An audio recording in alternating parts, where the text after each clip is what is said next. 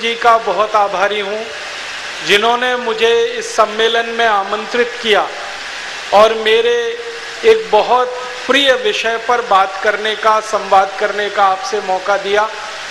भारत देश में सन 1857 की जो क्रांति हुई थी, इस क्रांति के विषय में पिछले कई वर्षों से मैं कुछ दस्तावेज एकत्रित करता रहा हूँ, उनका अभ्यास करता रहा हूँ, आज भी कर रहा हूँ और ये जानने और समझने की कोशिश करता रहा हूँ कि 1857 की जो क्रांति हुई थी वो क्यों हुई थी, कैसे हुई थी, उसके परिणाम कहाँ तक गए थे और उस क्रांति ने हमारे देश में ऐसा क्या उथल पुथल मचाया जो अंग्रेजों को भारत छोड़कर चला जाना पड़ा, जबकि अंग्रेजों की इच्छा बिल्कुल नहीं थी भारत को छोड़ने की।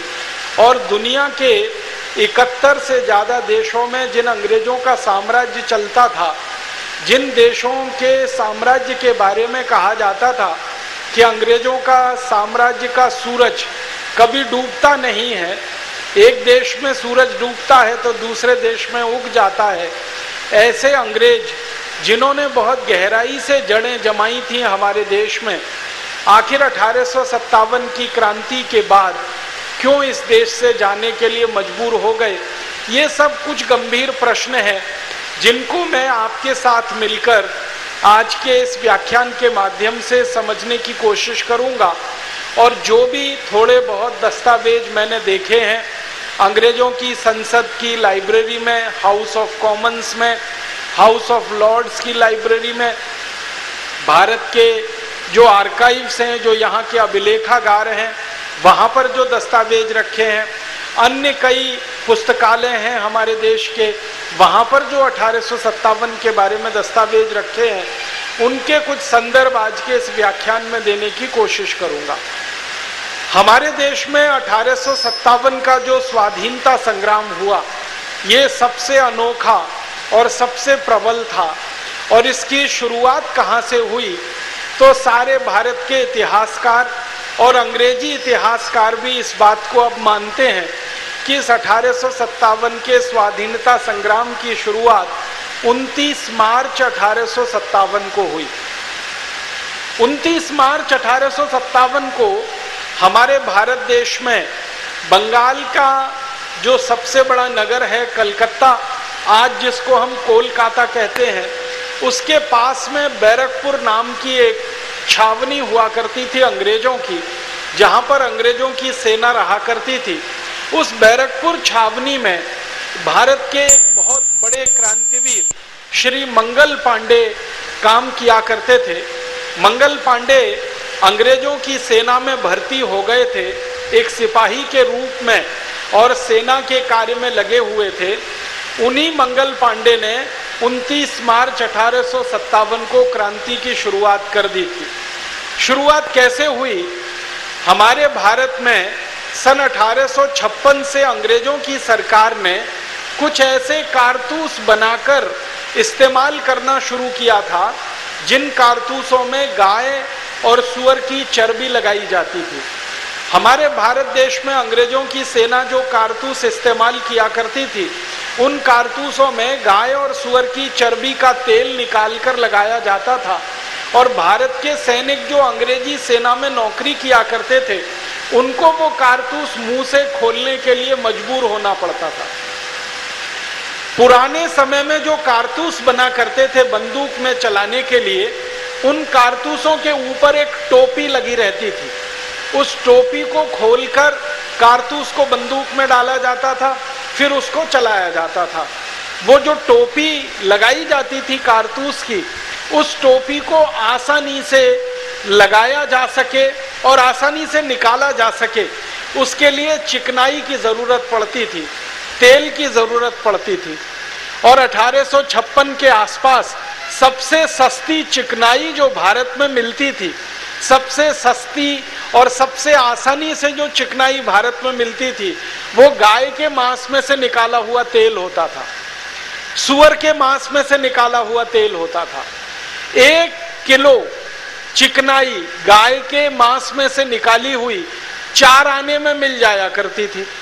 4 आने किलो, 4 आना आप समझते हैं 16 आने का 1 रुपया हुआ करता था, उस 16 आने के रुपए का 4 आना हिस्सा, तो 4 आने में 1 किलो चिकनाई मिल जाती थी, गाय के मांस में से निकाली गई, और लगभग 4 आने में ही मिल जाती थी सूअर के मांस में से निकाली हुई। अंग्रेजों की सरकार इन चिकनाइयों का इस्तेमाल कारतूस की टोपी को लगाने में, और वो टोपी मुंह से खोली जाए तो आसानी से निकल जाए, इसके लिए प्रयोग किया करती थी। अंग्रेजों ने जब ये कारतूस इस्तेमाल करना शुरू किया तो भारत के जो सैनिक अंग्रेजों की सेना में नौकरी किया करते थे, उनको इस बात पर बहुत आपत्ति हुई, और कई सैनिकों ने अपना विरोध दर्ज कराया अंग्रेजी शासकों के सामने, अंग्रेजी सेना के बड़े अधिकारियों के सामने। दुर्भाग्य ये हुआ कि जब भी भारतीय सैनिकों ने ये विरोध दर्ज कराया कि हमको गाय की चर्बी के कारतूस मुंह से खोलने पड़ते हैं, तो अंग्रेजों के जो फौजी अफसर हुआ करते थे, उन्होंने इस शिकायत पर कोई ध्यान नहीं दिया और इन्होंने इसको कोई महत्व भी नहीं दिया। कारण क्या था? कारण यह था कि अंग्रेज खुद गाय का मांस खाते थे, और अंग्रेजी सेना का एक बड़ा हिस्सा प्रतिदिन गाय का मांस खाया करता था। अंग्रेजी सेना के बहुत बड़े हिस्से में सूअर का भी मांस खाया जाता था।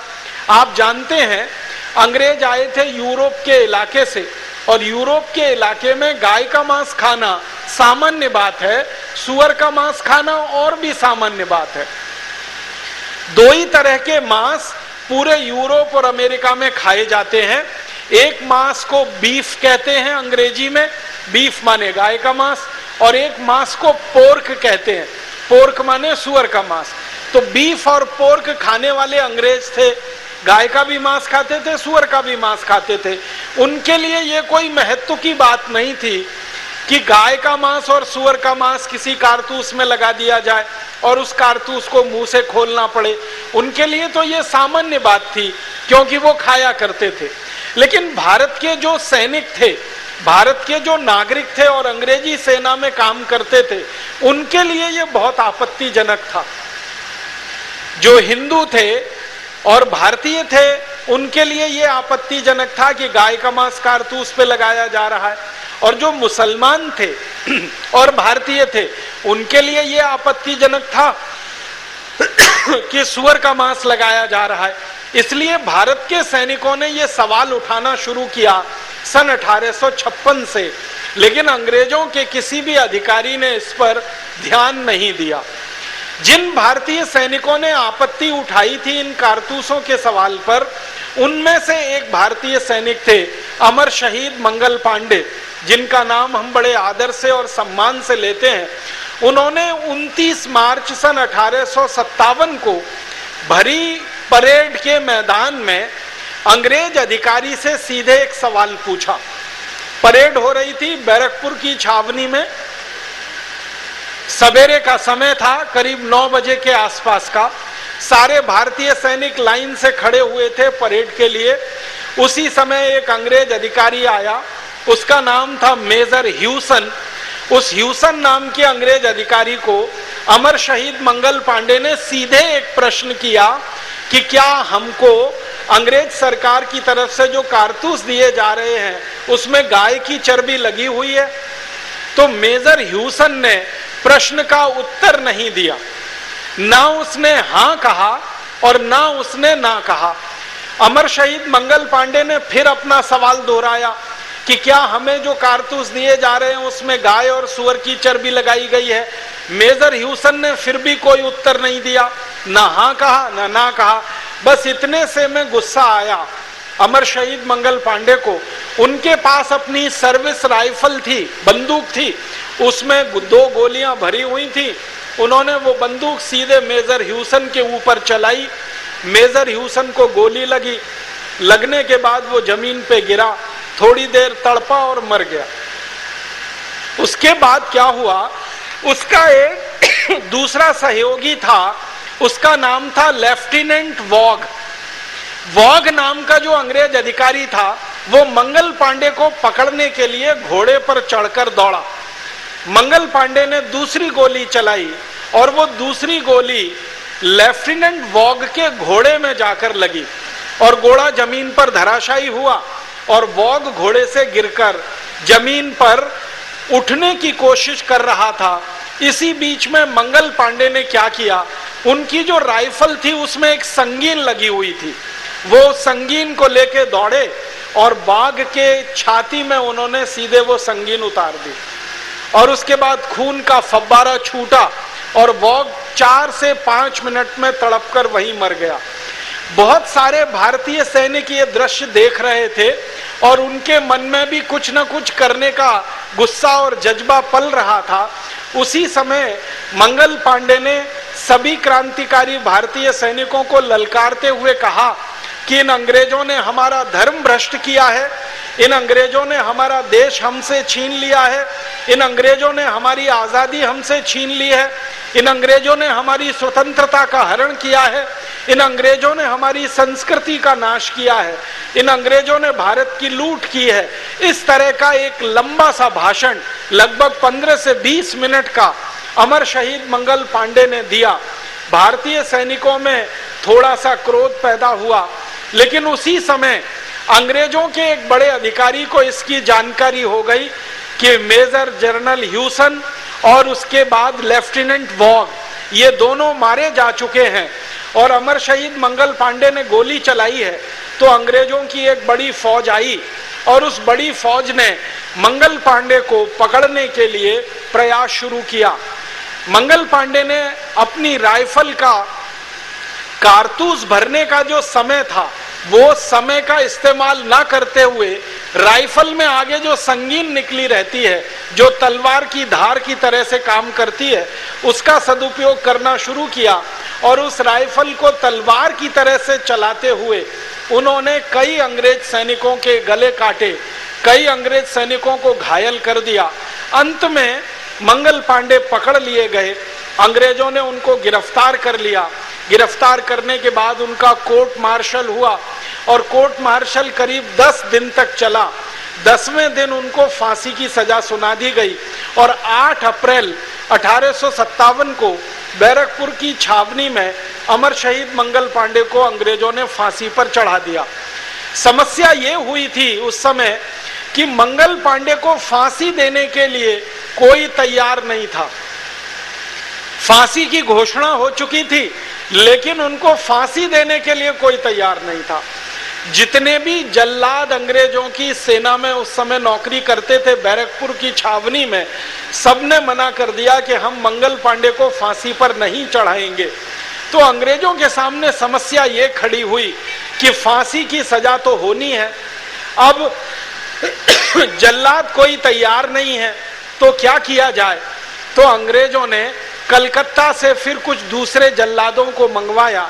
उन जल्लादों को बहुत ज्यादा पैसे का लालच दिया गया और ना सिर्फ पैसे का लालच दिया गया बल्कि उनको बहुत ज्यादा बड़ी तरक्की मिल जाएगी सेना में, फौज में, उनके बच्चों को जिंदगी भर के लिए फौज में नौकरी मिलेगी और पेंशन की व्यवस्था की जाएगी उनके लिए। ऐसे लालच के साथ 4 जल्लाद कलकत्ता से बुलाए गए। उन जल्लादों ने 8 अप्रैल 1857 को अमर शहीद मंगल पांडे को फांसी पर चढ़ाया। ये दृश्य जब भारतीय सैनिकों ने देखा कि मंगल पांडे का कोई कसूर नहीं था, फिर भी अंग्रेजों ने उनको फांसी पर चढ़ा दिया। उन्होंने एक सीधा सा प्रश्न पूछा था कि क्या कारतूस में गाय और सुअर की चर्बी लगाई जाती है। इस सीधे सवाल का जवाब ना देकर अंग्रेजों ने झूठ मूठ में कोर्ट मार्शल करके मंगल पांडे को फांसी दे दी है। तो भारत के सैनिक जो उस छावनी में रहते थे उनमें बहुत गुस्सा और विद्रोह पैदा हो गया और बहुत अच्छा एक काम उन सैनिकों ने मिलकर कर लिया। करीब 1100 से ज्यादा भारतीय सैनिकों ने मंगल पांडे की फांसी होने के थोड़ी देर के बाद ही एक संकल्प कर लिया कि अब हम इस गुलामी की नौकरी को छोड़ देंगे, इन अंग्रेजी फौज की नौकरी को हम अब नहीं करेंगे, क्योंकि ना जाने हमारे साथ ऐसा कब क्या हो जाए जो मंगल पांडे के साथ हुआ। तो 1100 से ज्यादा भारतीय सैनिकों ने नौकरी छोड़ दी। वहां से वो जुलूस बनाकर थोड़ी दूर तक पैदल चलकर गए। बैरकपुर में जहां पर यह घटना घटित हुई थी उससे थोड़ी दूर पर गंगा नदी बहती है। ये गंगा नदी के बारे में आप सभी जानते हैं, इनका उद्गम स्थान गंगा नदी का गंगोत्री है, लेकिन अंतिम स्थान गंगा सागर है। गंगा सागर से पहले कलकत्ता पड़ता है, कलकत्ता के नजदीक में बैरकपुर है। तो बैरकपुर छावनी से ये 1100 सैनिक निकले और जुलूस की शक्ल में अंग्रेजी सेना की जो वर्दी उनको मिली थी वो उन्होंने फाड़ के फेंक दी। उनको जो टोपियां दी गई थी वो टोपियां उतार के उन्होंने फेंक दी। उनको छाती पर लगाने के लिए बैज मिलते थे अंग्रेजों की सेना में, वो बैज उन्होंने नोचकर फेंक दिए। अपनी साधारण भारतीय पोशाकों में वो तैयार होकर गंगा नदी के किनारे गए और सभी ने गंगा जल अपनी अंजुली में भरा और अंजुली में गंगा जल भर के उन्होंने एक संकल्प किया कि जिन अंग्रेजों ने भारत की गाय को काटा है, जिन अंग्रेजों ने भारत में हिंदू मुसलमानों के बीच में वैमनस्य बढ़ाया है, जिन अंग्रेजों ने आजादी को भारत का समाप्त कर दिया है, सभ्यता संस्कृति का नाश किया है, इन अंग्रेजों को अब हम भारत में रहने नहीं देंगे और इन अंग्रेजों को भारत से भगाकर ही दम लेंगे। बस यहीं से क्रांति की शुरुआत हो गई। ये जो 1100 सैनिक थे, इन्होंने 4-4, 5-5 सैनिकों के समूह बनाए और पूरे देश में इन्होंने उत्तर दक्षिण पूरब पश्चिम फैल जाने का फैसला किया और ये समूह पूरे देश में फैल गए। इन समूहों में जो सैनिक थे, इन सैनिकों का भविष्य जो है कोई बहुत निश्चित नहीं था, लेकिन देशभक्ति का ज्वार उनमें इतना तीव्र था कि उन्होंने अपने भविष्य की परवाह न करते हुए, अपने परिवार और बीवी बच्चों की परवाह न करते हुए गांव-गांव जाना शुरू किया और अंग्रेजों के खिलाफ जो कुछ उन्होंने फौज में देखा था वो गांव में जाकर सुनाना शुरू किया। अंग्रेज कैसे गाय काटते हैं और गाय का मांस किस तरह से खाया जाता है, अंग्रेज कैसे सुअर काटते हैं और सुअरों का मांस किस तरह से खाते हैं, फिर किस तरह से भारतीय सैनिकों का अपमान करते हैं, भारतीय धर्म और संस्कृति का कैसे मजाक उड़ाते हैं, भारत के लोगों की जो मान्यताएं हैं उन पर कैसे फिक्रे कसते हैं, ये सब बातें इन सैनिक समूहों ने गांव-गांव जाकर कहना जब शुरू किया तो धीरे धीरे गांव में ऐसा माहौल बनने लगा, शहरों में ऐसा माहौल बनने लगा कि अंग्रेजों के खिलाफ कोई बड़ी बगावत हो जाए। एक तरफ ये सैनिक थे जो सेना की नौकरी छोड़कर अंग्रेजों के खिलाफ गांव-गांव घूमी। भारत से आए हुए इन सैनिकों ने एक दूसरे के संवादों से, एक दूसरे की बातों से मन में जब बड़े संकल्प कर लिए तो उस संकल्प का पहला प्रादुर्भाव इस मेरठ की भूमि पर हुआ 10 मई 1857 को। हुआ क्या था, मेरठ में एक घटना घटित हुई थी। आप जानते हैं बैरकपुर जैसे बड़ी छावनी थी, वैसे ही मेरठ भी अंग्रेजों की सबसे बड़ी छावनी थी उत्तर भारत में। उत्तर भारत में अंग्रेजों की 2 ही सबसे बड़ी छावनियां हुआ करती थी, एक तो अंबाला जिसको आज अंबाला कैंट कहा जाता है और दूसरा था ये मेरठ। ये मेरठ कैंट का पूरा इलाका अंग्रेजों की छावनी का इलाका था। इस अंग्रेजी छावनी में 6 मई 1857 को बहुत सारे भारतीय सैनिकों ने अंग्रेजी अधिकारियों को कारतूस इस्तेमाल करने से मना कर दिया था। 6 मई 1857 को यहाँ मेरठ कैंट में परेड हो रही थी। उस परेड में भारतीय सैनिक जो अंग्रेजों की फौज में नौकरी करते थे उनको ये कारतूस दिए गए इस्तेमाल करने के लिए और आदेश मिला कि इन कारतूसों को चलाओ, तो भारतीय सैनिकों ने वो कारतूस चलाने से मना कर दिया। 6 मई 1857 को ये कारतूस चलाने से जब सैनिकों ने मना किया तो अंग्रेज अधिकारियों के कान खड़े हो गए और उनको ये समझ में आने लगा कि बैरकपुर में जो घटना घटित हुई है अमर शहीद मंगल पांडे की बगावत और क्रांति के रूप में, वो शायद मेरठ में भी घटित हो सकती है, वैसा ही कुछ मेरठ में भी हो सकता है। तो अंग्रेज अधिकारियों ने ये फैसला कर लिया कि मेरठ में जो क्रांतिकारी भारतीय सैनिक अंग्रेजों की फौज में हैं, इन सबको फौज से निकाल दिया जाएगा और इनको हथकड़ियां पहनाकर जेल में डाला जाएगा और इनके ऊपर कम से कम 10 साल की सजा का प्रावधान किया जाएगा और इनको जितनी भी बेइज्जती हो सकती है वो बेइज्जती इनकी की जाएगी। 6 मई 1857 को अंग्रेजों ने ये तय कर लिया और 9 मई 1857 को सवेरे करीब 9 साढ़े 9 बजे मेरठ कैंट में 90 से ज्यादा भारतीय सैनिकों को फौज में से निकालने का आदेश सुना दिया गया, क्योंकि वो 90 सैनिक थे जिन्होंने ये कारतूस इस्तेमाल करने से मना कर दिया था। फिर उसके बाद अंग्रेजी अधिकारियों ने ये घोषणा कर दी कि इन सभी सैनिकों को हथकड़ियां पहना दी जाएं, इनके कपड़े उतारे जाएं, इनकी टोपियां उतारी जाएं, इनके बैज छीन लिए जाएं और इनको हाथ को पीछे बांधकर इनकी नंगे शरीर से परेड निकाली जाए। भारतीय सैनिकों का ये अपमान बहुत ज्यादा उन्होंने 9 मई को कर दिया।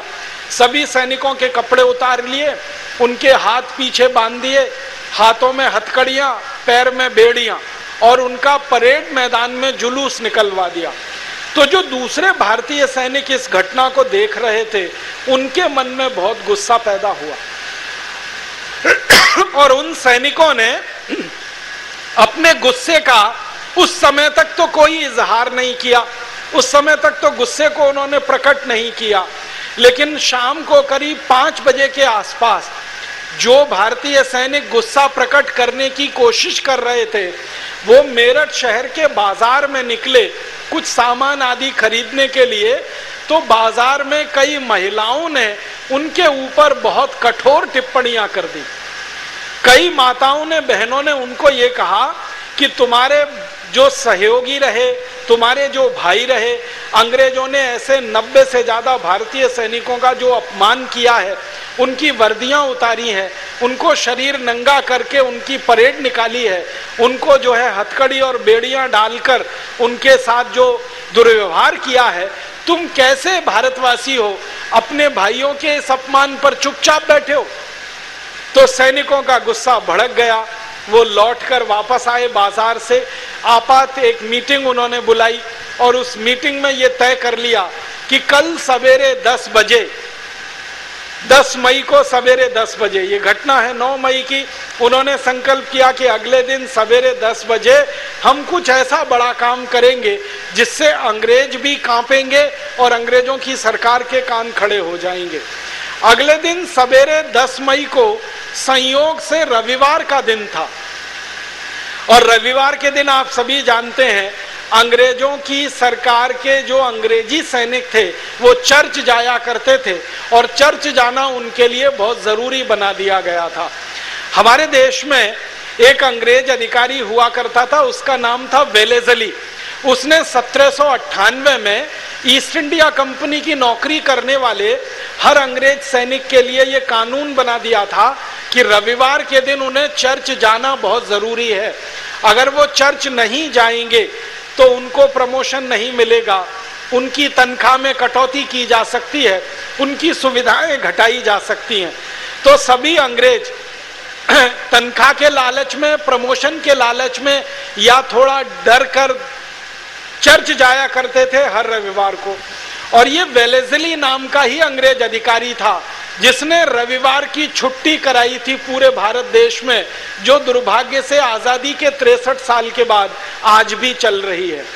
रविवार का दिन छुट्टी का दिन होगा क्योंकि उस दिन चर्च जाना है और ये छुट्टी पहले की गई थी अंग्रेज अधिकारियों के लिए, बाद में ये छुट्टी कर दी गई भारतीय सैनिकों के लिए और भारतीय सैनिकों के साथ भारतीय नागरिकों के लिए जो अंग्रेजी ईस्ट इंडिया कंपनी में काम किया करते थे। तो 10 मई को रविवार था, सारे अंग्रेज सैनिक रविवार के दिन यहाँ मेरठ के चर्च में गए हुए थे। वो चर्च की बिल्डिंग अभी भी टूटी फूटी यहाँ आप देख सकते हैं जो कैंट एरिया में है। इधर भारतीय सैनिकों ने संकल्प कर लिया था कि अभी अंग्रेजों को सबक सिखा देना है। तो जब अंग्रेज चर्च में अंदर घुसे हुए थे और अपनी प्रार्थना कर रहे थे, उसी समय मेरठ में क्रांति की शुरुआत हुई, बगावत हुई और सबसे पहले भारतीय सैनिकों ने यहाँ का चर्च जला दिया, चर्च में आग लगाई। तो जो अंग्रेज चर्च के अंदर भरे हुए थे वो सब के सब अंदर जल के भस्म हो गए। उनकी कुछ स्त्रियां थीं, उन स्त्रियों को भी उसमें जल जाना पड़ा और कुछ छोटे बच्चे थे, उनको भी उस चर्च में जल जाना पड़ा। कुछ बच्चे और कुछ स्त्रियां संयोग से निकलकर बाहर आ गए थे, लेकिन उनको लोगों ने नहीं छोड़ा, क्योंकि चर्च में आग लगाने का काम भारतीय सैनिकों ने जरूर किया था, लेकिन आग लगते समय हजारों की संख्या में मेरठ के नागरिक भी वहां उपस्थित थे और उन्होंने चर्च को चारों तरफ से घेर रखा था।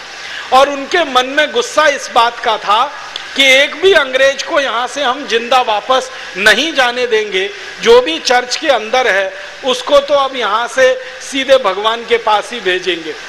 उसी के बाद चर्च जलने के बाद यहाँ अंग्रेज अधिकारियों के जितने बंगले थे एक एक करके सब में आग लगाई गई और उन बंगलों में जलकर कई अंग्रेज अधिकारी राख हो गए, खाक हो गए। उसके बाद भारतीय सैनिकों ने मेरठ नगर के नागरिकों के साथ मिलकर पूरे शहर में एक एक मोहल्ले में ये ढूंढना शुरू किया कि कहाँ अंग्रेज छुपे हुए हैं, क्योंकि उनको ये जानकारी मिली कि काफी अंग्रेज अपने घरों से भागकर किसी दूसरे के घर में छुप गए हैं, गलियों में चले गए हैं और भारतीय सैनिक उनको ढूंढते रहे। शाम हो गई और शाम करीब 6-7 बजे तक आते आते मेरठ में एक भी अंग्रेज जिंदा नहीं बचा। सभी अंग्रेजों को भारतीय सैनिकों ने और मेरठ के नागरिकों ने मिलकर कत्लेआम कर दिया।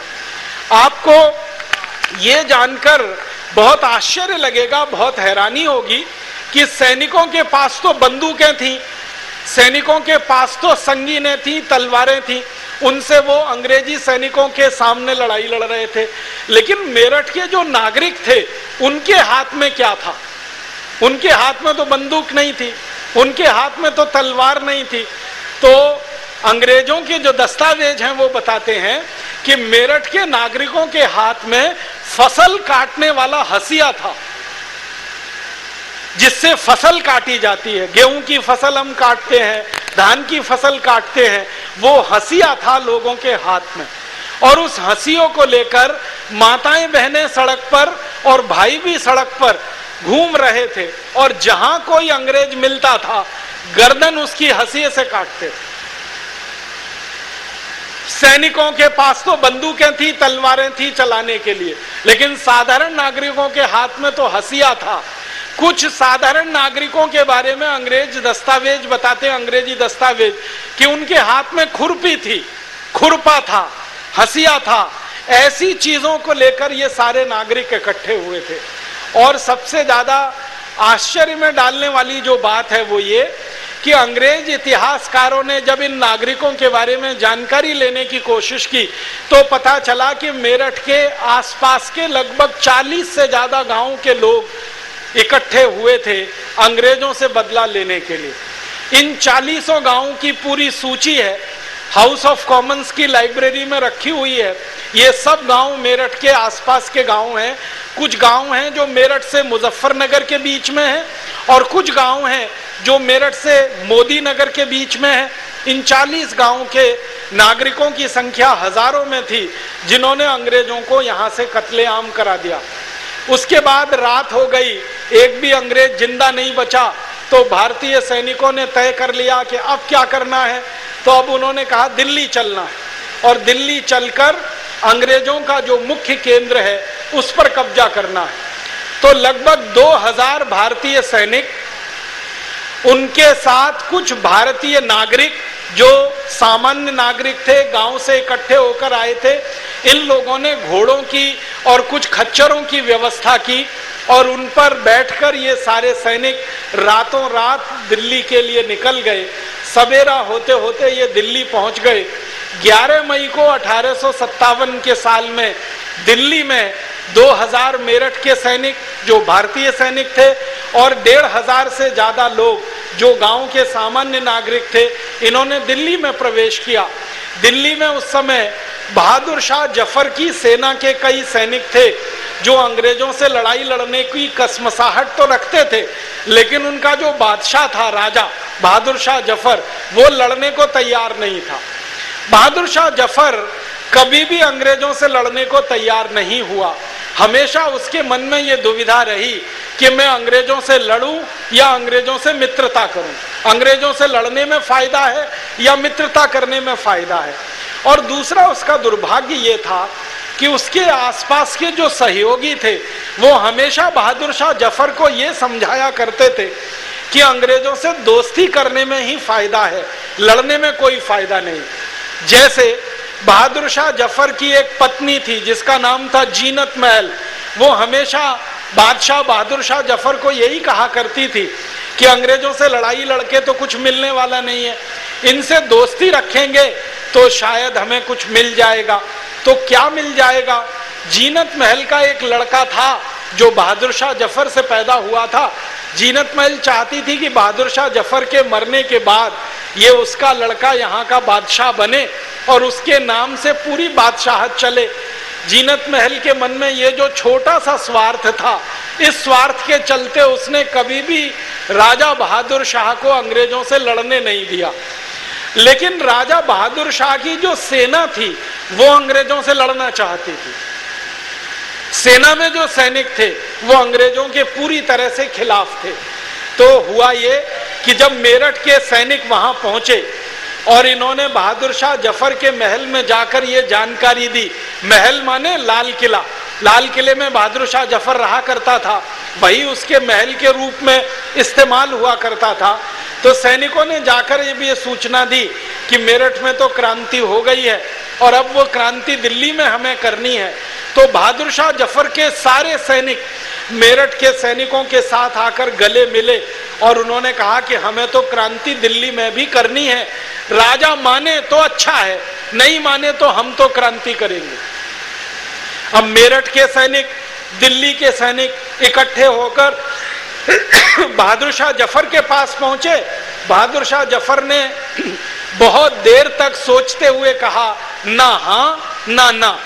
एक स्पष्ट रूप से हाँ भी नहीं कह रहा था, दूसरी तरफ से ना भी नहीं कह रहा था। फिर मेरठ के सैनिकों ने बादशाह को कहा कि देखो, आप अगर लड़ाई लड़ो हमारे साथ तब आपका नाम इतिहास में रहेगा, नहीं लड़ोगे तो हम तो लड़ने ही वाले और वैसे भी आप मारे जाओगे। अंग्रेज आपको हमारा जासूस कहेंगे और जिंदा नहीं रहने देंगे और हम आपको अब बिना लड़ाई लड़े छोड़ेंगे नहीं। इसलिए आप राजी राजी आते हो हमारे साथ तो अच्छा है, नहीं तो बेराजी हम आपको ले ही लेंगे अपने साथ। बहादुर शाह जफर ये सुनकर थोड़ा परेशान हो गया।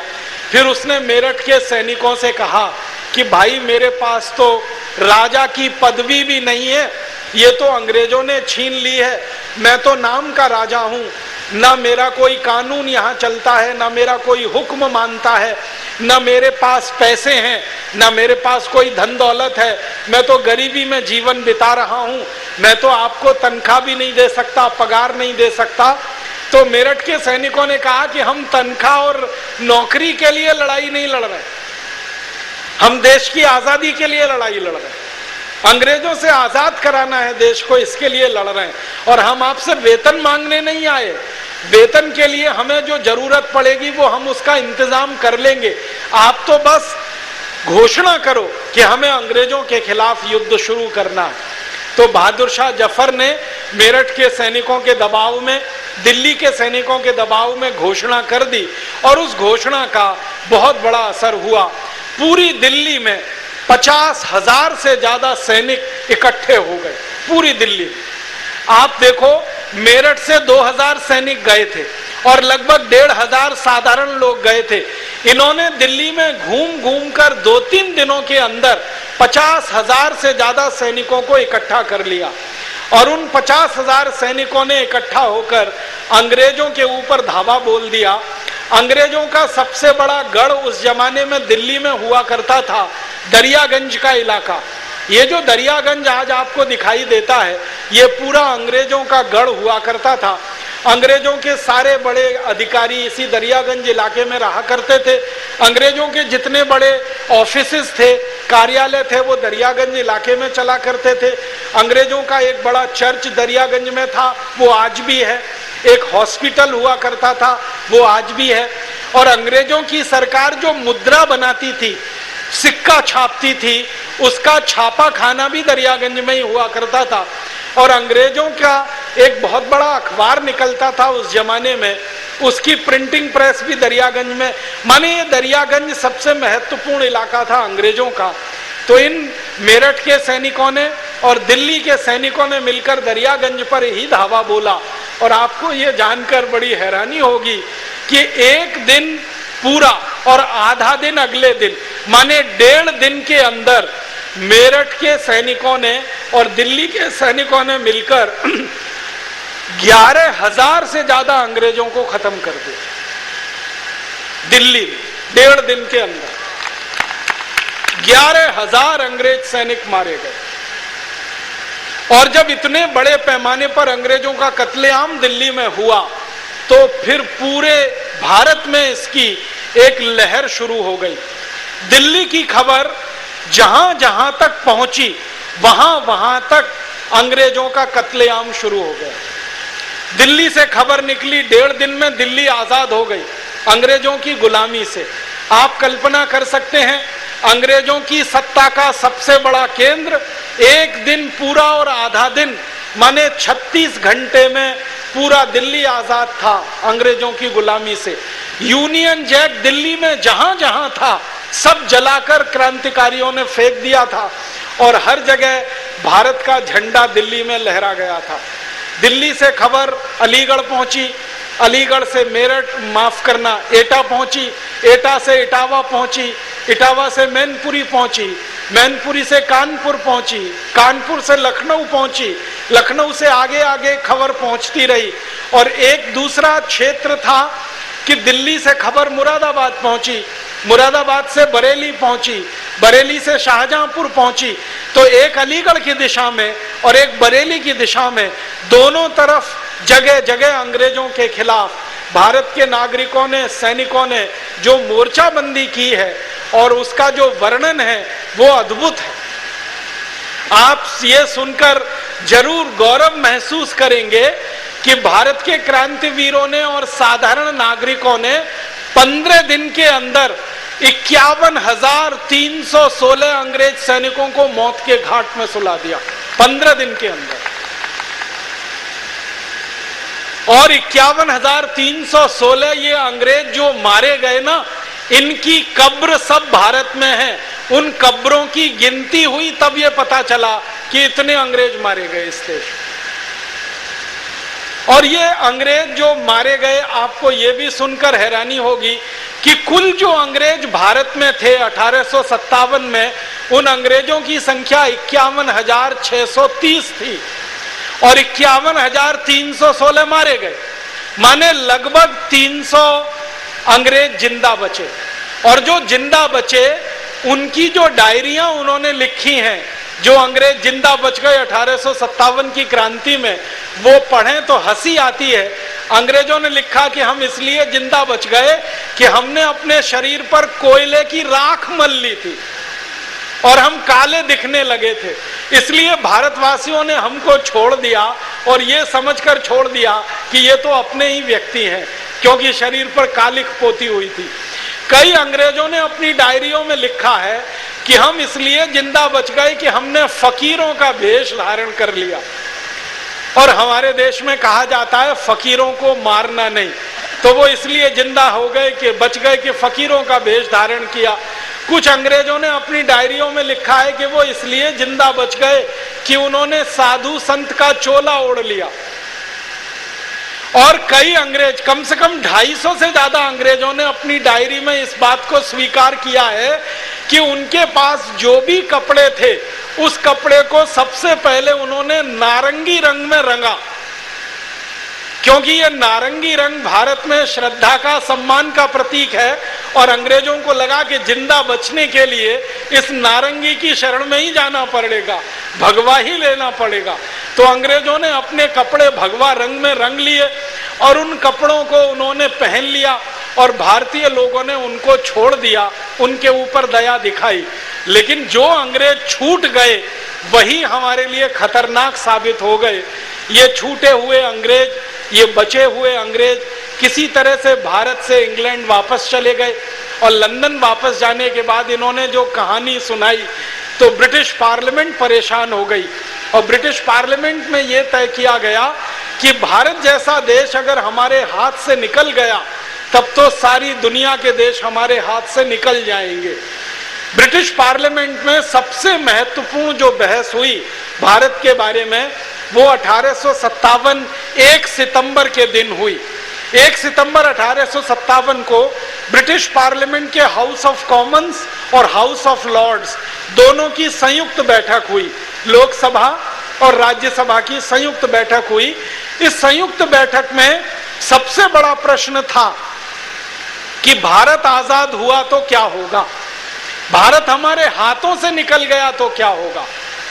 सारे अंग्रेज अधिकारियों का एक मत से यह कहना था कि अगर भारत हमारे हाथ से निकल गया तो दुनिया के 70 देश हमारे हाथ से निकल जाएंगे, क्योंकि ये भारत के रास्ते पे ही चल पड़ेंगे और भारत के तरीके से ही अपने यहाँ बगावत करके, क्रांति करके आजादी हासिल करेंगे।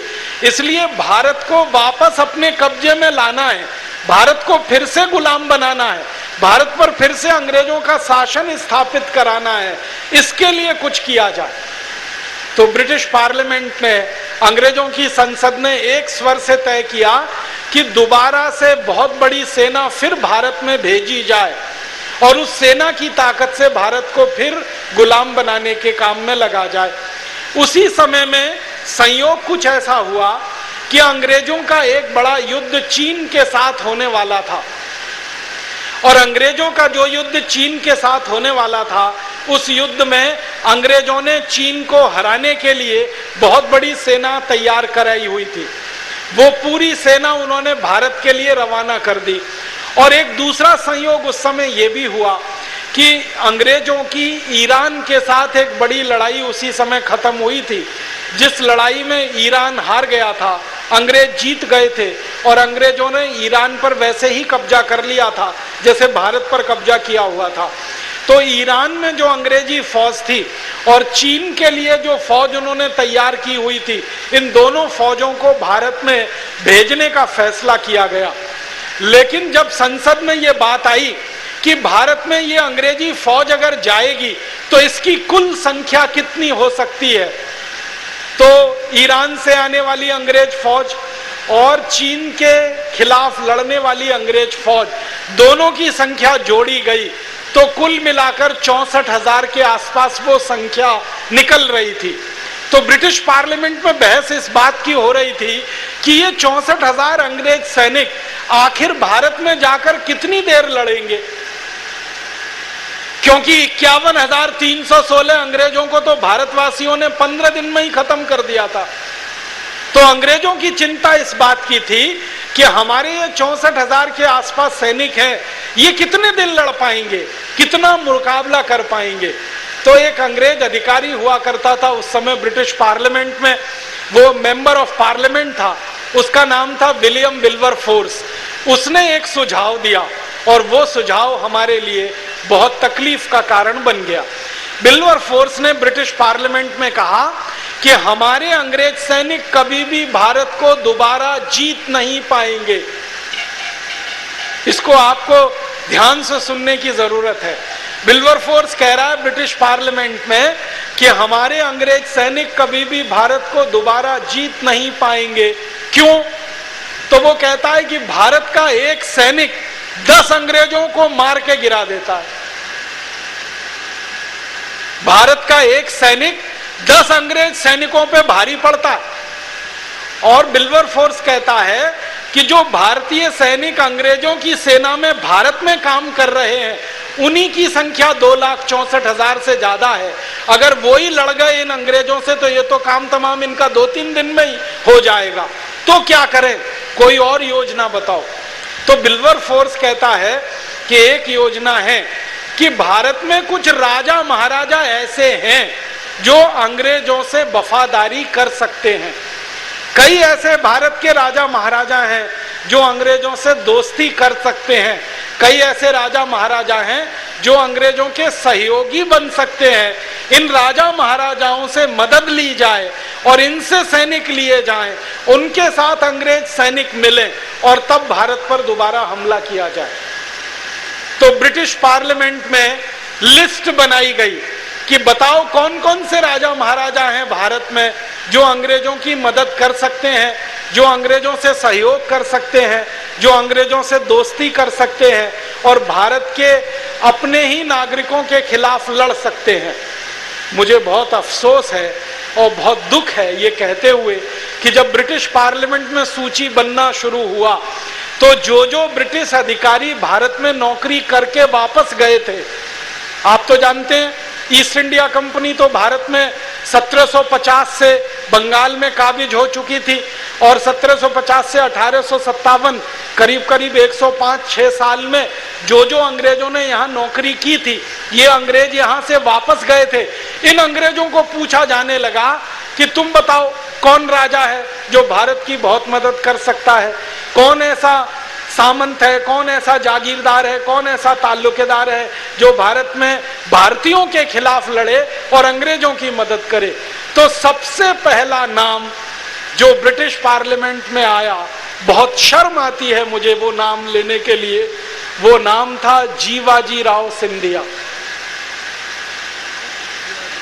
अंग्रेजों की संसद में सारे अंग्रेज सांसदों ने एक स्वर से ये कहा कि भारत में हमें सबसे अच्छा कोई मित्र मिल सकता है तो वो जीवाजी राव सिंधिया है।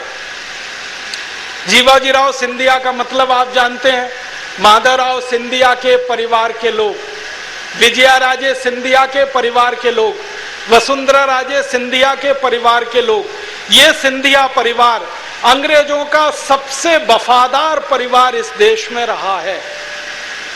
और अंग्रेजों की संसद में इनका नाम आया कि ये हमारी सबसे ज्यादा मदद करेंगे। तो अंग्रेजों की संसद ने तय किया कि जीवाजी राव सिंधिया को पत्र लिखा जाए अंग्रेजी सरकार की तरफ से। तो जीवाजी राव सिंधिया को पत्र लिखा गया। फिर पूछा गया कि दूसरा कौन राजा है भारत का जो मदद करेगा अंग्रेजों की। तो दूसरा नाम आया, वो बहुत शर्मनाक है, वो नाम भी पटियाला के जो महाराजा हुआ करते थे, कैप्टन अमरिंदर सिंह का नाम आप सभी जानते हैं, जो पंजाब में बहुत लंबे समय तक मुख्यमंत्री रहे। इनके खानदान का नाम आया कि ये जो पटियाला का राजघराना है ये अंग्रेजों की सबसे ज्यादा मदद करेगा। फिर तीसरा नाम आया वो निजाम हैदराबाद का। आप जानते हैं हैदराबाद रियासत थी और वो रियासत सालार जंग नाम के एक व्यक्ति के कंट्रोल में थी जिसको निजाम हैदराबाद कहा जाता था। तो निजाम हैदराबाद का तीसरा नाम आया कि ये भी अंग्रेजों की मदद कर सकते हैं। चौथा नाम आया जींद का एक महाराजा हुआ करता था। पांचवा नाम आया नाभा नाम की एक रियासत थी पंजाब में, वहां का एक राजा हुआ करता था। छठवां नाम आया वो त्रावणकोर की रियासत के राजा का आया। सातवां नाम जूनागढ़ की रियासत के राजा का आया। फिर आठवां नाम, 10वां, 11वां, 12वां, 50, 60, 70, 80 ऐसे सैकड़ों नाम अंग्रेजों की संसद में आए और अंग्रेजों ने ये मान लिया और तय कर लिया कि इन राजाओं की मदद से हम भारत पर दोबारा कब्जा करेंगे। क्योंकि अंग्रेजों के पास तो सैनिक थे नहीं जो लड़ते, 64,000 कुल सैनिक उनके पास थे और उन सैनिकों का क्या हाल होता वो अंग्रेजों को अंदाजा था। तब ये चिट्ठियां लिखी गई और भारत के इन राजाओं से संपर्क किया गया। तो सबसे पहले जीवाजी राव सिंधिया ने अंग्रेजों को वायदा किया कि आप दोबारा अगर भारत में आते हैं और क्रांतिकारियों से लड़ाई लड़ेंगे तो मेरी 40,000 सैनिकों की फौज आपकी सेवा में रात दिन खड़ी रहेगी। और ना सिर्फ 40,000 सैनिकों की फौज अंग्रेजों की सेवा में खड़ी रहेगी, बल्कि जीवाजी राव सिंधिया ने कहा कि 1 करोड़ से ज्यादा स्वर्ण मुद्राएं अंग्रेजों को मैं भेंट करूंगा अगर अंग्रेज वापस भारत में आएंगे तो 1 करोड़ स्वर्ण मुद्राएं और 40,000 सैनिकों का वायदा जीवाजी राव सिंधिया ने अंग्रेजों से किया। इसी तरह पटियाला के महाराजा ने वायदा किया, इसी तरह जींद के महाराजा ने वायदा किया, इसी तरह से नाभा के महाराजा ने वायदा किया। और अंग्रेजों ने हिसाब लगाया तो पता चला कि ये भारत के जो राजा महाराजा अंग्रेजों को फौज देने को तैयार हैं, वो फौज कुल मिलाकर 3 लाख 3.5 लाख से ज्यादा हो रही है। तब अंग्रेजों को भरोसा आ गया और उनको लगा कि 3.5 लाख से ज्यादा तो भारतीय सैनिक मिल रहे हैं, 64,000 हमारे पास अपने सैनिक हैं। उनका गणित उन्होंने बिठाया और फिर अपनी सेना को भारत के लिए रवाना किया। और जब तक अंग्रेजों की सेना भारत में पहुंची, ईरान से आई हुई सेना और चीन के युद्ध की तैयारी में लगी हुई सेना, उसको भारत आने में समय लगा। जितना समय इस सेना को भारत पहुंचने में लगा, उतने समय तक भारत पूरा देश स्वतंत्र रहा, पूरा देश स्वतंत्र रहा, सारा भारत आजाद रहा। 1857 के जो दस्तावेज हैं वो बताते हैं कि 10 मई 1857 से लेकर 19 सितंबर 1857 तक सारे भारत के 350 से ज्यादा जिले अंग्रेजों की गुलामी से पूरे आजाद रहे। 350 जिलों में अंग्रेजों के खिलाफ ये क्रांति की बगावत हुई और ये 350 जिले उस जमाने में रियासतों के बराबर हुआ करते थे। जैसे मेरठ आजाद रहा 10 मई से लेकर 19 सितंबर तक, दिल्ली आजाद रहा 10 मई से लेकर 19 सितंबर तक, दिल्ली के आसपास अलीगढ़, एटा, बदायूं, बुलंदशहर, मुजफ्फरनगर, फिर उसके बाद शाहजहांपुर, मुरादाबाद, बरेली, लखनऊ, लखनऊ के पास कानपुर, कानपुर के आगे बिठूर, बिठूर के आगे फतेहपुर, ऐसे भारत के 350 जिले जो उस जमाने में रियासतों के नाम से जाने जाते थे, अंग्रेजों की गुलामी से आजाद थे और इनमें भारत का झंडा फहराया जाता था। यूनियन जैक कहीं पर भी नहीं था, भारत आजाद हो गया था। अब हमारे मन में जब ये सवाल आता है कि अगर भारत आजाद हो गया था 1857 में, तो 1947 तक गुलामी क्यों झेलनी पड़ी? ये 1947 तक की गुलामी भारत के उन गद्दार राजा महाराजाओं के कारण झेलनी पड़ी जो अंग्रेजों से मिल गए थे और क्रांतिकारियों का विरोध कर रहे थे। जीवाजीराव सिंधिया जैसे भारत के ऐसे 60 से ज्यादा राजा महाराजा थे जिन्होंने अंग्रेजों की हाँ में हाँ मिलाई थी और अपनी सेना अंग्रेजों के समर्थन में भेजी थी। अब एक मजेदार घटना घटित हुई कि जैसे जीवाजीराव सिंधिया ने अपनी सेना को आदेश दिया कि अंग्रेजों के खिलाफ लड़ना नहीं है, अंग्रेजों के समर्थन में लड़ना है, क्रांतिकारियों के खिलाफ, तो जीवाजीराव सिंधिया की सेना में बगावत हो गई और सेना में 2 फाड़ हो गए, 2 टुकड़े हो गए। एक हिस्सा सेना का भारत के क्रांतिकारियों के साथ मिल गया, दूसरा हिस्सा राजा की वफादारी में अंग्रेजों के साथ चला गया। जो हिस्सा जीवाजीराव सिंधिया की सेना का क्रांतिकारियों के साथ मिल गया, उस हिस्से का नेतृत्व किया महारानी झांसी लक्ष्मीबाई ने और तात्या टोपे ने। वही सेना थी जिसकी मदद से झांसी रानी लक्ष्मीबाई ने युद्ध लड़ा और तात्या टोपे अंग्रेजों के खिलाफ 8 महीने तक सतत युद्ध करते रहे। भारत के क्रांतिकारियों में सबसे ज्यादा लंबे समय तक अंग्रेजों से लड़ाई जिन्होंने लड़ी है, उनका नाम है तात्या टोपे। 8 महीने तक लगातार अंग्रेजों से लड़ाई लड़ी उन्होंने। और उनके सैनिक कौन थे? वही सैनिक थे जो जीवाजीराव सिंधिया के आदेश पर अंग्रेजों के साथ नहीं मिले, क्रांतिकारियों के साथ मिल गए। उन्हीं सैनिकों की मदद से झांसी रानी लक्ष्मीबाई ने अंग्रेजों को बार बार युद्ध में परास्त किया और बार बार अंग्रेजों ने मुंह की खाई। और आपको मालूम है, एक समय तो ऐसा आया कि झांसी की रानी लक्ष्मीबाई ने जीवाजीराव सिंधिया को ग्वालियर,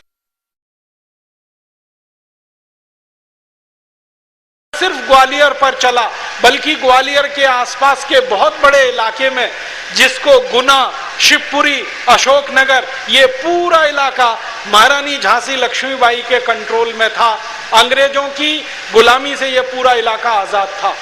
अगर आप आज बुंदेलखंड के नक्शे को देखना चाहें, जिसको हम बुंदेलखंड कहते हैं आज, ये पूरा बुंदेलखंड झांसी रानी लक्ष्मीबाई के राज्य के रियासत में आ गया था अंग्रेजों से आजाद होने के बाद।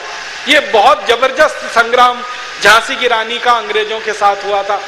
आप तो सभी जानते हैं, झांसी रानी लक्ष्मीबाई ने अंग्रेजों के हर युद्ध में अंग्रेजों को पराजित किया था, एक युद्ध को छोड़कर। अंग्रेजों ने जब जब झांसी पर हमला किया, कभी भी अंग्रेज झांसी को जीत नहीं पाए। एक आखिरी युद्ध अंग्रेजों ने 1858 में जो लड़ा था उसी में उनकी विजय हुई थी। 1857 में तो एक भी युद्ध में वो जीत नहीं पाए थे। इधर नाना साहब पेशवा जो कानपुर के पास बिठूर में रहा करते थे, उन्होंने बहुत बड़ा संगठन खड़ा कर रखा था अंग्रेजों के खिलाफ लड़ने का। और नाना साहब पेशवा के जो सहयोगी और दूत थे, उन्होंने पूरे अवध प्रांत में क्रांति की मशाल जलाई हुई थी। तात्या टोपे, नाना साहब पेशवा, झांसी की रानी लक्ष्मीबाई और इनके सहयोगियों की पूरी जो सूची है, इस सूची में 2-3 बातें जो मैं आपको बताना चाहता हूं, जो हमारी आंखों के सामने अभी तक नहीं आ पाई हैं, वो ये कि एक क्रांतिकारी परिषद बनाई गई थी। उस क्रांतिकारी परिषद के अध्यक्ष थे नाना साहब पेशवा, उसके उपाध्यक्ष थे तात्या टोपे और उसकी महासचिव थी झांसी की रानी लक्ष्मीबाई। ये तीनों क्रांतिवीर अध्यक्ष, उपाध्यक्ष और महासचिव की भूमिका में थे। और उस क्रांतिकारी परिषद के कार्यकर्ताओं की संख्या सारे देश में लाखों में थी। अंग्रेज इतिहासकारों ने इस संख्या का अनुमान लगाया है। एग्जैक्ट तो वो नहीं कहते, लेकिन वो कहते हैं कि अनुमान के हिसाब से इस क्रांतिकारी परिषद में सारे देश के लगभग 4.5 करोड़ लोग जुड़े हुए थे। पूरे देश के 4.5 करोड़ लोग जुड़े हुए थे। अब आप इसका अंदाजा ऐसे लगाइए, एक अंग्रेज इतिहासकार हुआ, उसका नाम है चार्ल्स बॉल। एक दूसरा अंग्रेज इतिहासकार हुआ, उसका नाम है ट्रेवेलियन। और एक तीसरा अंग्रेज इतिहासकार हुआ जॉन केई। इन तीनों ने असेसमेंट किया है, इन तीनों ने अनुमान लगाया कि 1857 में भारत में जो क्रांति हुई उसमें कितने लोग शामिल थे। तो इन तीनों का अनुमान लगभग 4.5 करोड़ के आसपास का है कि 4.5 करोड़ भारतवासी अंग्रेजों के खिलाफ इस 1857 की लड़ाई में थे। इनमें से 7,32,780 क्रांतिकारी थे जो लीडरशिप में थे, जो नेतृत्व में थे, और बाकी जो भारतवासी थे वो सब उनके सहयोगी की भूमिका में थे। तो 7,32,780 जो थे, उनमें से एक थे नाना साहब पेशवा, उनमें से एक थे तात्या टोपे, उनमें से एक थी महारानी झांसी लक्ष्मीबाई, उनमें से एक थी महारानी अवंतीबाई, उनमें से एक थी गजमाला, रानी गजमाला। ऐसे 7,32,780 क्रांतिकारी थे। इनमें कुछ हिंदू थे और कुछ मुसलमान भी थे। मुसलमान जो लीडरशिप में बड़े लोग थे इस देश में, उनमें से एक थे मौलवी लियाकत अली, एक दूसरे थे मौलवी अजीमुल्ला। ये अजीमुल्ला जो व्यक्ति थे, ये तात्या टोपे के सबसे खास व्यक्ति बताए जाते हैं। तात्या टोपे उनको अपना राइट हैंड कहा करते थे, दाहिना हाथ कहा करते थे, और अजीमुल्ला को नाना साहब पेशवा भी अपना दाहिना हाथ मानते थे। तो नाना साहब पेशवा और तात्या टोपे के साथ कंधे से कंधा मिलकर लड़ने वाले अजीमुल्ला, ऐसे लियाकत अली, ये 2 बड़े मुस्लिम भाई थे। और इसके अलावा हजारों की संख्या में मस्जिदों में अजान पढ़ने वाले साधारण से लेकर असाधारण लोग भी थे। कुछ इनमें महिलाएं भी थी, कुछ इनमें पुरुष भी थे। इस 1857 की क्रांति के बारे में 3-4 विशेष बातें मुझे आपके सामने लानी है। वो ये कि हिंदू और मुसलमान दोनों साथ में लड़ रहे थे, स्त्री और पुरुष दोनों लगभग बराबर की संख्या में लड़ रहे थे। अगर 4.5 करोड़ भारतवासी अंग्रेजों से लड़ रहे थे, तो इनमें 2 करोड़ से ज्यादा महिलाएं थीं पूरे भारत में। और 350 स्थानों पर जो लड़ाई हुई है अंग्रेजों से, उन लड़ाइयों का जो वर्णन अंग्रेजों के दस्तावेजों में है, उस वर्णन को पढ़ने के बाद मैं अभिभूत हो गया ये जानकर कि भाइयों के साथ बहनें कंधे से कंधा मिलाकर लड़ रही थी। और लड़ाई कैसे चलती थी? जैसे भाई बंदूक चलाते थे तो बहनें बंदूकों में कारतूस भरने का काम किया करती थी। भाई गोला चलाते थे तोप से, तो बहनें तोप को खींचकर ले जाने के काम में लगा करते थे। उस जमाने में तोपें जो होती थी वो बैलगाड़ी पे रख के ले जाई जाती थी। और बैलगाड़ी में 2 बैल और उसके साथ एक बहन होती थी जो तोप को ले जाने के काम में बहुत मदद किया करती थी। तो तोप का गोला चलाने का काम कोई भाई कर रहा है, तो तोप को स्थान तक ले जाने का काम कोई बहन कर रही है। और इससे भी ज्यादा अद्भुत बात है ये जो पता चलती है कि गोला चलाने का काम कोई भाई कर रहा है, लेकिन गोले में बारूद भरने का काम कोई बहन कर रही है। कानपुर की एक बहन थी जिसका अंग्रेजों ने बहुत वर्णन किया है, उसका नाम था अजीजन बाई। अजीजन बाई का जो चरित्र है, इतिहास है, वो पता करने से मालूम हुआ कि वो पेशे से वैश्या थी और अपना शरीर बेचती थी। अंग्रेजों के कोठों पर जाकर नाचती थी, अंग्रेजों के सैनिकों के शरीर की हवस को मिटाने के काम में भी कई बार उसने अपना योगदान दिया। अजीजन बाई को अंग्रेजों ने किसी गांव से उठा लिया था। वो किसी मध्य प्रदेश में मंडला के पास किसी गांव की रहने वाली महिला थी। अंग्रेजों ने उसको अपहरण कर लिया था और कई दिनों तक उसके साथ बलात्कार किया था और उसके बलात्कार के बाद उसको कोठे पे ले जाकर बेच दिया था। अजीजन बाई ने कोठा छोड़कर क्रांतिकारियों का सहयोग देना शुरू किया था और अजीजन बाई ने 400 से ज्यादा कानपुर की वैश्याओं का एक समूह बनाया था, दल बनाया था। उस दल का मुख्य काम था गोलों में बारूद भरना और बारूद भरे हुए गोलों को क्रांतिकारियों तक पहुंचाना, कारतूसों को इकट्ठा करना और कारतूसों को क्रांतिकारियों तक पहुंचाना। तो कारतूस और गोलों का बारूद पहुंचाने का काम कानपुर और आसपास के क्षेत्र में तो सारा माताओं और बहनों ने किया है, और ऐसी माताओं बहनों ने किया है जिनको हमारा समाज अच्छी नजरों से नहीं देखता। एक बार तात्या टोपे ने अजीजन बाई को एक सीधे से सवाल किया था कि तुम्हारा काम तो वैश्यावृत्ति का है, तुम ये क्रांतिकारियों के साथ क्यों लग गई हो? तो उसने कहा कि मैं वैश्या होने से पहले भारत की नागरिक हूं और एक ऐसी नागरिक हूं कि जिसके शरीर में भारत का खून बहता है, इसलिए मुझे मेरा फर्ज करने से कोई नहीं रोक सकता। मैं भले वैश्यावृत्ति का काम करती रही, लेकिन मेरा फर्ज है कि मैं देश के लिए अपनी जान न्योछावर करूं।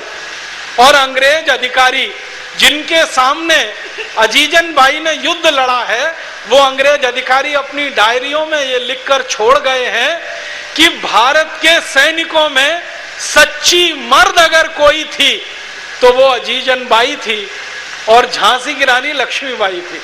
अंग्रेज जो सैनिकों ने युद्ध लड़े हैं भारत में, जैसे एक अंग्रेज अधिकारी था यूरोज ने अपनी पर्सनल डायरी में लिखा है कि मैंने भारत की सेना में 2 महिला मर्दों को पाया, एक महिला मर्द झांसी की रानी लक्ष्मीबाई और दूसरी महिला मर्द अजीजन बाई।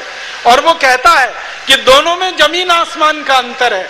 झांसी की रानी लक्ष्मीबाई तो एक राजघराने की कुलवधू, लेकिन अजीजन बाई तो वैश्यावृत्ति के काम में लगी हुई एक साधारण महिला, लेकिन वीरता में दोनों किसी से कम नहीं है, साहस में दोनों किसी से कम नहीं है। और अजीजन बाई ने यह सिद्ध किया है कि भारत का खून भारतीय पहले है, बाद में वो सब कुछ है। तो इस पूरी लड़ाई में महिलाओं का बहुत बड़ा योगदान है।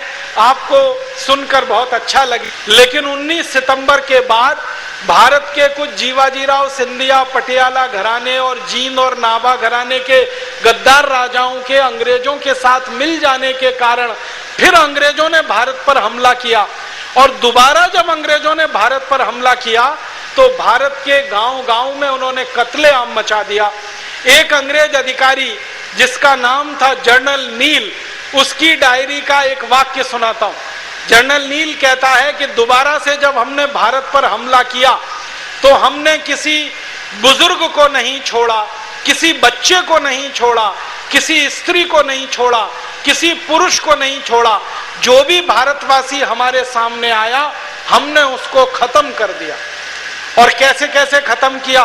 तो जनरल नील खुद अपनी डायरी में लिख रहा है कि हम गोली मार के लोगों को खत्म करते थे, हम लोगों को जिंदा जला के मार डालते थे, हम लोगों को घोड़ों और हाथी पर बिठा के उनके गले में रस्सी का फंदा लगाया करते थे और हाथी घोड़ों को किसी पेड़ के नीचे ले जाकर खड़ा किया करते थे और रस्सी का फंदा पेड़ के ऊपर से खींच लिया करते थे और हाथी और घोड़े को नीचे से भगा दिया करते थे और लोग लटक कर मर जाया करते थे।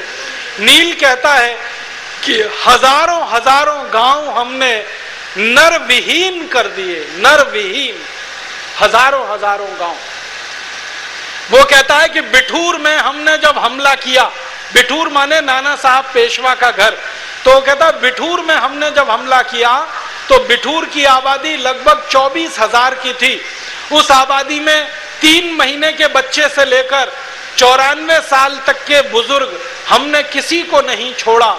बच्चों को हमने फुटबॉल की तरह से उछाला और गोलियों से उनको बींध दिया। बुजुर्गों को हमने झोपड़ियों में जिंदा जला दिया, घरों में जिंदा जला दिया और जो स्त्रियां हमको मिली उन स्त्रियों के साथ हमने जो किया वो सुन नहीं सकते हम, लेकिन मैं आपको सुनाना जरूर चाहूंगा। नील अपनी डायरी में लिख रहा है कि हमें जहां भी कोई गांव में स्त्री मिलती थी भारतीय, उसके शरीर को हम नंगा करते थे, उसके कपड़े उतारते थे, उसको पूरे गांव में नंगा घुमाते थे, फिर उस स्त्री को इतना तड़पाते थे, इतना परेशान करते थे कि वो चीखती थी और हम आनंद से हंसते थे। और वो कहता है कि पता नहीं कितनी स्त्रियों के इस स्तनों के अग्रभाग को हम लोहे के चिमटे से दबाते थे और तब तक दबाते थे जब तक कि उसमें से खून निकलना ना शुरू हो जाए। फिर उन स्त्रियों के साथ हम बलात्कार करते थे और बलात्कार करने के बाद फिर उनको हम मारा करते थे। नील कहता है कि भारत के हजारों गांव में हमने ये किया और हजारों गांव को नर विहीन कर दिया, स्त्री विहीन कर दिया, पुरुष विहीन कर दिया। और ये सब हुआ 19 सितंबर 1857 के बाद, जब अंग्रेजों ने दोबारा से भारत पर हमला किया और भारत के राजाओं ने अंग्रेजों को इस काम में मदद की। और उसके बाद ये हमले बढ़ते गए, राजाओं की सेना अंग्रेजों के साथ मिलती गई, क्रांतिकारियों की संख्या धीरे धीरे घटती गई और एक समय आया कि 1858 1 नवंबर तक फिर से अंग्रेजों का शासन भारत पर स्थापित हो गया। 1858 1 नवंबर को अंग्रेजों का शासन जब स्थापित हुआ तो महारानी विक्टोरिया की तरफ से एक ऐलान किया गया, उस ऐलान को भारत में भेजा गया। उस ऐलान के अनुसार उन्होंने कहा कि अब भारत में कंपनी शासन नहीं चलेगा, अब भारत में अंग्रेजों की संसद का शासन चलेगा। 1857 के पहले ईस्ट इंडिया कंपनी का शासन था और 1858 के बाद सीधे अंग्रेजों का शासन आ गया। और उसके बाद जो ऐलान किया गया वो ये कि अब भारत में जो भी कुछ किया जाएगा वो कानून बनाकर किया जाएगा और जो भी कानून बनेंगे वो अंग्रेजों की संसद में बनेंगे और अंग्रेजों की संसद से बने हुए कानून भारत राज्य में लागू किए जाएंगे। उन कानूनों को बनाने का काम अंग्रेज करेंगे और उन कानूनों को लागू करने का काम अंग्रेजों की फौज भारत में करेगी। और उसके बाद अंग्रेजों ने इस देश में कानून बनाने शुरू किए। सबसे पहला कानून बनाया इंडियन पुलिस एक्ट, पुलिस बना दी उन्होंने। दूसरा कानून बनाया इंडियन सिविल सर्विसेज एक्ट। तीसरा कानून बनाया इस देश में उन्होंने इंडियन इनकम टैक्स एक्ट। चौथा कानून बनाया इंडियन फॉरेस्ट एक्ट। ऐसे 34,735 कानून अंग्रेजों ने बनाए 1857 की लड़ाई के बाद। और इन कानूनों का एकमात्र उद्देश्य था कि भारत में ऐसी व्यवस्था लागू करो जो दोबारा कभी अंग्रेजों के खिलाफ बगावत ना हो, दोबारा कभी अंग्रेजों के खिलाफ भारत में युद्ध ना हो, तो दोबारा भारत में अंग्रेज कभी बगावत ना सहन करें, दोबारा भारतवासी अंग्रेजों के खिलाफ बगावत ना करें। इसके लिए कानूनों की व्यवस्था अंग्रेजों ने बनाई और वो कानून इस देश में लगाए। मुझे बहुत दुख और दुर्भाग्य से आपको एक बात कहनी है, वो ये कि जो कानून 1857 की क्रांति के बाद भारत को हमेशा गुलाम बनाए रखने के लिए बनाए गए, वो कानून अब आजादी के 63 साल के बाद भी इस देश में चल रहे हैं और उन कानूनों में रत्ती भर भी कोई फेरबदल नहीं हुआ है। बड़े दुख के साथ कहना पड़ता है 1860 का बनाया हुआ पुलिस कानून आज भी चल रहा है 1860 का बनाया हुआ इनकम टैक्स का कानून आज भी चल रहा है, 1872 का बनाया हुआ फॉरेस्ट कानून आज भी चल रहा है, ऐसे 34,735 कानून चल रहे हैं। अब हम सब भारतवासियों को क्या करना चाहिए? मेरा एक विनम्र सुझाव है जो देकर मैं मेरा व्याख्यान खत्म करूंगा, और वो विनम्र सुझाव ये है कि जिन अंग्रेजों ने 1857 की क्रांति के बाद 34,735 कानून लगाकर भारत पर लागू किए, और वो कानून आजादी के 63 साल के बाद भी वैसे के वैसे ही अगर चल रहे हैं, तो हम सब भारतवासियों को अब फिर से दोबारा 1857 जैसी ही कोई क्रांति करनी पड़ेगी, तब जाकर ये अंग्रेजों के बनाए हुए कानून इस देश में से खत्म हो। दूसरी क्रांति की शुरुआत करने में आज का ये सम्मेलन मील का पत्थर साबित होगा। ईश्वर से मैं प्रार्थना करूंगा, ईश्वर से इस बात का निवेदन करूंगा कि हम सबको उतना ही तेज, उतना ही साहस, उतनी ही धैर्य हम में आ जाए जो 1857 के क्रांतिकारियों में था, उतनी ही वीरता हम में फिर से आ जाए जो 1857 के क्रांतिकारियों में थी। उसी वीरता, उसी साहस, उसी तेजस्विता को लेकर हम फिर से खड़े हों, और अब अंग्रेजों के खिलाफ नहीं, अंग्रेजों के बनाए गए कानूनों के खिलाफ हमें क्रांति करनी है। अब अंग्रेज तो नहीं है, लेकिन उनके बनाए हुए कानून इस देश में है। अब अंग्रेज तो नहीं है, लेकिन अंग्रेजियत इस देश में है। अब गोरे अंग्रेज तो चले गए हैं, इन कानूनों की मदद से कुछ काले अंग्रेज इस देश में पैदा हुए हैं, जो देश की सत्ता व्यवस्था को वैसे ही भ्रष्ट बना रहे हैं जैसे अंग्रेजों ने बनाया था, देश को वैसे ही नोच कर खा रहे हैं जैसे अंग्रेजों ने कभी नोच के खाया था। तो हम सबको फिर से एक संकल्प लेना है, और उस संकल्प लेने की कड़ी में आज का सम्मेलन हमारे लिए प्रस्थान बिंदु बने, इस भावना के साथ मैं आप सबका आभार व्यक्त करता हूं, धन्यवाद देता हूं।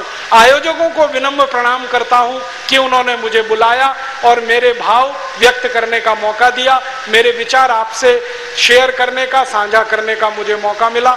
बहुत बहुत आभार, बहुत बहुत धन्यवाद।